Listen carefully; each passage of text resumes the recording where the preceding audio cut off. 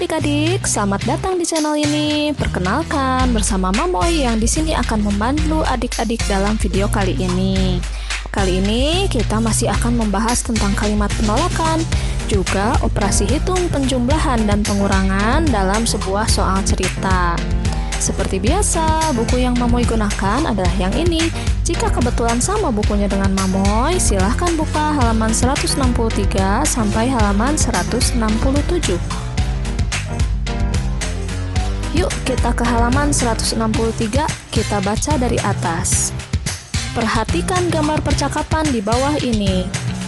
Di sini ada dua buah percakapan ya, dua-duanya berisi kalimat penolakan. Di bawah ini ada pertanyaan. Menurutmu, manakah kalimat penolakan yang dapat menjaga kerukunan? Nah, kita lihat di sini percakapan yang bagian atas. Lani berkata, "Ayo kita ikut bergotong royong membersihkan lingkungan." Tapi jawaban Edo terkesan kasar karena jawabannya, "Tidak mau aku malas, bekerja bakti itu melelahkan." Jika jawabannya seperti itu, yang mendengarnya tentu saja akan sakit hati. Karena walaupun memang betul bekerja bakti itu melelahkan, tapi hasil dari bekerja bakti tentunya dapat dinikmati oleh semua orang, termasuk orang yang menolak itu. Sedangkan kalimat yang kedua menggunakan kalimat yang lebih baik. Dayu berkata, "Ayo kita ikut bergotong royong membersihkan lingkungan." Benny menjawab, "Maaf, saya tidak bisa ikut bekerja bakti karena ada keperluan mendadak." Di gambar ini, orang yang menolak ajakan kerja bakti menggunakan kata yang lebih sopan, yaitu maaf, sehingga yang mendengarnya pun akan merasa maklum dan tidak akan marah. Kerukunan dapat tercipta apabila tidak ada yang marah-marah. Jadi, kalimat penolakan yang dapat menjaga kerukunan adalah kalimat yang kedua, yang ini ya. Yuk kita lanjutkan ke halaman 164. Ayo menulis, buatlah cerita sederhana untuk gambar yang kamu pilih. Bacakan ceritamu itu di depan kelas dengan percaya diri. Oke, lagi-lagi kita akan membuat cerita dari sebuah percakapan, yaitu antara Dayu dan Benny. Ceritanya dapat dibuat seperti ini. Suatu hari, Dayu datang menghampiri Benny, kemudian mengajaknya bergotong royong membersihkan lingkungan.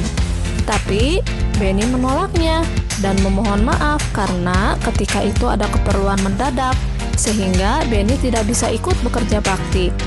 Sudah deh adik-adik, hanya begitu saja ceritanya karena hanya terdiri dari satu percakapan saja ya. Jangan lupa, kalimat selalu diawali oleh huruf besar dan diakhiri oleh tanda baca titik, tanda tanya, atau tanda seru. Dan jangan lupa juga, penulisan nama selalu dimulai dengan huruf besar ya. Sekarang mari kita lanjutkan ke halaman 166. Selesaikanlah soal cerita berikut ini. Mari kita kerjakan nomor 1. Ibu membuat 115 kue lemper, 85 kue lapis, dan 75 kue donat. Berapa jumlah kue seluruhnya? Nah, yang ditanyakan adalah jumlah kue seluruhnya. Sehingga operasi hitung yang digunakan untuk ketiga bilangan tadi seluruhnya adalah penjumlahan. Sekarang kita kerjakan dulu penjumlahan yang pertama. 115 ditambah 85. Seperti biasa, kita kerjakan dari sebelah kanan. 5 ditambah 5 sama dengan 10. Tahan angka 0 di bawah sini, pindahkan penulisan angka 1 ke atas sini. Selanjutnya, jumlahkan ketiga angka ini. 1 ditambah 1 ditambah 8 sama dengan 10. Tahan angka 0 di bawah sini, sedangkan pindahkan penulisan angka 1 ke atas sini. Sekarang ada dua angka di tempat ratusan, mari kita jumlahkan. 1 ditambah 1 sama dengan 2. Jadi, hasil penjumlahan yang pertama adalah 200.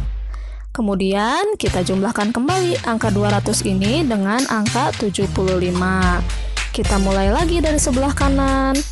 0 ditambah 5 hasilnya menjadi 5. 0 ditambah 7 hasilnya menjadi 7. Angka 2 tinggal diturunkan saja ke bawah, hasilnya menjadi 275. Jadi, jumlah kue seluruhnya adalah 275. Sebagai contoh, kita cari soal lainnya yang berbeda dengan nomor 1 ini ya. Oke, kita kerjakan saja yang nomor 5 ini yang ada di halaman 167. Jumlah penduduk dewasa di lingkungan rumah Udin ada 229 orang. Jumlah anak-anak lebih sedikit 72 orang. Berapakah jumlah penduduk dewasa dan anak-anak? Nah, untuk mengetahui jumlah penduduk seluruhnya, kita harus mengetahui dulu jumlah anak-anak. Di sini disebutkan jumlah anak-anak lebih sedikit 72 orang. Maka jumlah anak-anak adalah 229 dikurangi 72. Kita mulai dari sebelah kanan. 9 dikurangi 2 sama dengan 7. Untuk puluhannya, 2 tidak bisa dikurangi 7, jadi kita pinjam dari ratusan. Kanan tambah 10, kiri kurangi 1. Yang kanan, 2 ditambah 10 sama dengan 12. Sedangkan yang kiri, 2 dikurangi 1 sama dengan 1. Mari kita lakukan perhitungan menggunakan angka yang baru tadi. 12 dikurangi 7 sama dengan 5. Sedangkan 1, karena tidak ada angka apa-apa lagi di bawahnya, silahkan salin saja ke bawah. Oke, hasilnya menjadi 157. Tunggu dulu, ini belum selesai. Ini baru jumlah anak-anak di lingkungan rumah Udin. Untuk mengetahui jumlah penduduk di rumah Udin, maka jumlahkan jumlah penduduk dewasa dengan jumlah penduduk anak-anak. Berarti 229 ditambah 157. Kita mulai dari sebelah kanan. 9 ditambah 7 sama dengan 16. Tahan angka 6 di bawah sini, kemudian pindahkan penulisan angka 1 di atas angka 2 ini. Mari kita jumlahkan ketiga angka yang berada di kolom puluhan. Hasilnya menjadi 8 ya. Kita jumlahkan juga yang ada di kolom ratusan. 2 ditambah 1 sama dengan 3. Jadi, jumlah seluruh penduduk di lingkungan rumah Udin adalah 386.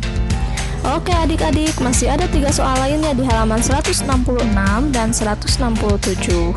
Silahkan adik-adik kerjakan sendiri di rumah ya, pasti adik-adik bisa. Sampai di sini dulu video kali ini. Sampai jumpa.